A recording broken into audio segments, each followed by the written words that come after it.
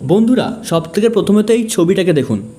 আজ থেকে 1 বছর আগে মানে 2022-এ যেই আইফোনটার দাম 70,000 টাকা ছিল, এইবারের বিগ বিলিয়ন সেলে এটাকে 49,990 টাকার প্রাইসিং করা হয়েছিল। এবার এর থেকে হলো এই যে বিগ বিলিয়ন ডেজের জন্য যে সমস্ত গ্রাহকরা হাজার হাজার গ্রাহকরা যারা 35,000 টাকার বাজেট নিয়ে ফোন কেনার জন্য ওয়েট করছিল, তারা নিজেদের বাজেট বাড়িয়ে আইফোন 13 লাইনে লেগে পড়ে। খেলা তো শুরু তখন হয় যখন বিগ বিলিয়ন ডেজ লাইভ হওয়ার পরেই এই ফোনটিকে আউট অফ স্টক করে দেওয়া হয়। হ্যাঁ, কিন্তু কিছুক্ষণ পরে এই ফোনটি আবার স্টকে তো আসে, কিন্তু এই ফোনটি তখন 50,000-এ ছিল না, তখন এটি 52 থেকে 55,000-এ লিস্ট করা হয়েছিল। এবার অবভিয়াসলি যারা এই ফোনটা কেনার জন্য এতক্ষণ ধরে ওয়েট করছিল, আরও টাকা যাতে না বেড়ে যায় তাই তারা সবুর না করতে পারে ফোনটিকে সঙ্গে সঙ্গে অর্ডার করে দেয়। এরকমই মার্কেটিং স্ট্র্যাটেজি ইউজ করে বিগ বিলিয়ন ডেজে ফ্লিপকার্ট এরকম লক্ষ লক্ষ আইফোন বিক্রি করে, এবং এটা ফ্লিপকার্টের প্রত্যেক বছরের গল্প। একটা ছোট সাইকোলজিক্যাল ট্রিক দিয়ে ফ্লিপকার্ট কী করে, শুধুমাত্র নিজের প্রফিটও করে না, এর সাথে বাকি যে স্টক উপরে ফোনগুলো তার কাছে থাকে সেগুলোকেও পুরোপুরিভাবে সেল করে দেয়।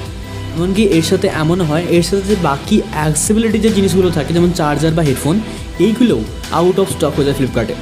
এবং এটা তো শুধু আমি একটা কোম্পানির কথা বলছি, এরকমই মার্কেটিং স্ট্র্যাটেজি ইউজ করে ফ্লিপকার্ট, অ্যামাজনের মতো অনেক কোম্পানি এরকমভাবে অনেক সেল করে থাকে। এবার আপনাদেরকে ভালোভাবে বোঝায় যে এই ফ্লিপকার্ট, অ্যামাজনের মতো কোম্পানিরা কীভাবে নিজেদের সেল জেনারেট করে। যদি আমরা শুধুমাত্র স্মার্টফোনকে নিয়েই বলি, তাহলে ফ্লিপকার্ট এবং অ্যামাজনের মতো কোম্পানিরা এটা তারা অবশ্যই জানে যে কোনো কোম্পানির ফোন কেউ না কেউ কিনবে বলে তো ওয়েট করে বসেই থাকে। এটাকে লক্ষ্য করে এই সমস্ত কোম্পানিরা যে ফোনের কোম্পানির যে ব্র্যান্ডগুলো থাকে তার সাথে একটা স্পেশাল পার্টনারশিপ গ্রহণ করে এবং একটি লোয়ার মার্জিনের প্রফিট গেইন করে, এবং সেটাতে প্রফিট কমিয়ে হাই রেটিং সেলের উপর ফোকাস করে। ধরুন একটা স্মার্টফোনের উপর ফ্লিপকার্ট টোটাল 1,000 টাকার প্রফিট গেইন করছে, এটা উইথাউট প্রফিট। তাহলে উইথাউট প্রফিট ফ্লিপকার্টে শুধুমাত্র 3,000টি ফোন বিক্রি হচ্ছে, তাহলে টোটাল ফ্লিপকার্টের রেভিনিউ জেনারেট হচ্ছে 30 লাখ টাকা।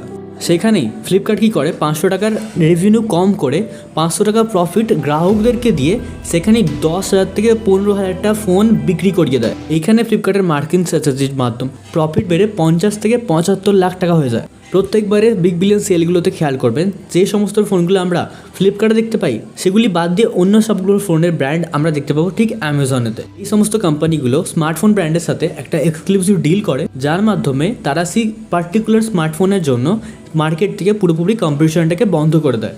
এতে কী হয়, যে কোনো একটা পার্টিকুলার ব্র্যান্ডের ওপরে যে কোনো একটি প্ল্যাটফর্ম নিজের প্রাইসিং লিস্ট করে নিজের প্রোডাক্টটাকে বিক্রি করতে পারে। এবার আপনাকে আমি একটা মার্কেটিং স্ট্র্যাটেজি বোঝাই, যেখানে অফলাইন বিজনেসের কাছে যদি 100 জন কাস্টমার আসে, তাহলে সেখানে শুধুমাত্র 10 জনকেই একটা দোকানদার কিছু জিনিস তাকে বিক্রি করতে পারে।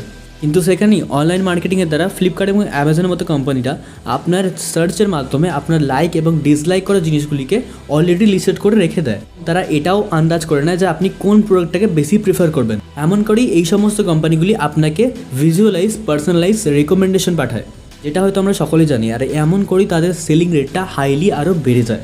বাই দ্য ওয়ে, যদি আপনি একটি অনলাইন এবং অফলাইন বিজনেসের মধ্যে বেনিফিট দেখতে চান, তাহলে আমরা এই সম্পর্কে একটি ডিটেল ভিডিও আমাদের চ্যানেলে পোস্ট করে রেখেছি, আপনি চাইলে ওটা অবশ্যই দেখতে পারেন। যাই হোক, আসুন বন্ধু, এবার আমরা বুঝি এরকম অ্যামাজন আর ফ্লিপকার্টে এই সমস্ত ডিলের সময় একটা হাই ভ্যালু ডিল প্রডিউস করা হয়।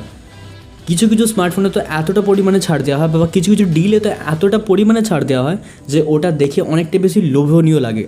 যেমন প্রথমেই আমি আপনাদেরকে এক্সাম্পল দিলাম আইফোন 13, যেখানে অফারটি পারচেস করার জন্য তো অনেক লোক আসেন, কিন্তু তার মধ্যে থেকে হয়তো কিছু জনই এই অফারটাকে নিজের করে রাখতে পারেন।